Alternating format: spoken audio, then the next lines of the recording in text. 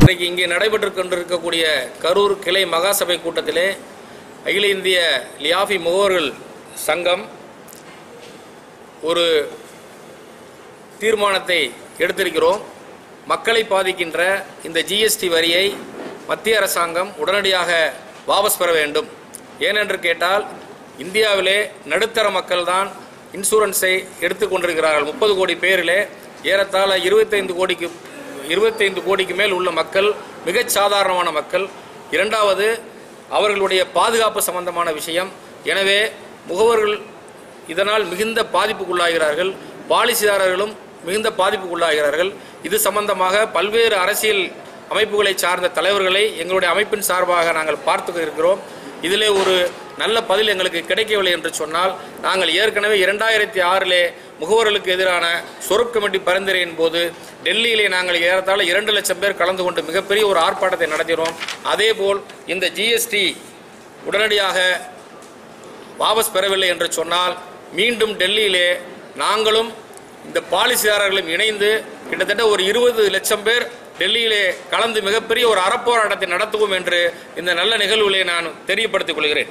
அது மட்டுமல்ல, பாலிசிதாரர்களுக்கு போனஸை அதிகமாக கொடுக்க வேண்டும். எல்ஐசியிலே கடந்த ஆண்டு மட்டும் 1,78 கோடி லாபம் கிடைத்ததாக அறியப்படுகிறது. எனவே பாலிசிதாரர்களுக்கு அதிகமான போனஸ் கொடுக்க வேண்டும். பாலிசிதாரர்கள் கடன் மீதான வட்டியை குறைக்க வேண்டும். முகவர்களுக்கான கமிஷனை உயர்த்தி கொடுக்க வேண்டும் என்கின்ற இந்த நல்ல முடிவுகளை இந்த மகாசபை கூட்டத்தின் மூலமாக நாங்கள் எடுத்திருக்கிறோம் என்று ஊடகங்களாக உங்களுக்கு நாங்கள் தகவல் தெரிவிக்கிறோம். இன்சூரன்ஸ் பாலிசி பிரீமியத்தின் மீதான ஜிஎஸ்டியை முற்றிலுமாக நீக்க கோரி நாங்கள் ஜந்தர் மந்தரிலே மிகப்பெரிய ஒரு போராட்டத்தை மக்களோடு இணைந்து நடத்த இருக்கிறோம் என்பதை இந்த நல்ல நிகழ்வின் மூலமாக தெரியப்படுத்துகிறோம்.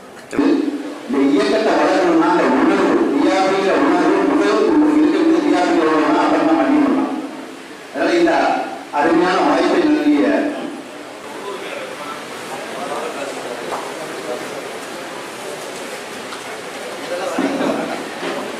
நண்பர்களே, அதனால நான் 10 நிமிடமான என்னுடைய நேரம் முடிவு செய்திருந்ததை 2 நிமிடமாக கொடுத்துள்ளேன். அதே மாதிரி நம்முடைய ஜெனரல் செக்ரட்டரி ஒரு 1/2 மணி நேரம் 6:30 அது அவர் சாய்ஸ் கொடுத்தாச்சு, உங்களுடைய சாய்ஸ். ஸோ அந்த அடிப்படையில் ப்ரோக்ராம் இதுல என்ன கேட்டீங்கன்னா, உங்க எல்லாருக்கும் நான் மீண்டும் ஒரு முறை செஞ்சு கொடுக்கணும்னு சொல்லி ஏசி ஒர்க் பண்ணது, பெயின் பெஞ்ச் கொடுத்தாச்சு, லைட் போட்டாச்சு. ஸோ மிக பிரமாண்டமா இப்ப அந்த ரூம் இருக்கு. 10வது அதிகப்படுத்தி கொடுக்கறது மாற்று ஏற்பாடு என்னன்னு சொல்லி ஓடிக்கிறது அது பேசிக்கிட்டு இருக்கோம்.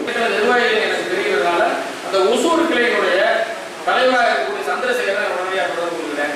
என்ன சந்திரசேகர் புதுசா இருக்கு அப்படிலாம் நீங்க இதெல்லாம் தெரிஞ்சு வைக்கணும். அதே மாதிரி நீங்க பாத்தீங்கன்னா இப்போ நாங்க போனிலோ தட்டியின் மூலமாகவோ அழைப்பதன் மூலமாகவோ வாய்ஸ் மெசேஜ் மூலமாகவோ தகவல் சொல்லி உங்களை வரவழைச்சிருக்கோம். ஸோ நீங்கள் வந்திருக்கீங்க.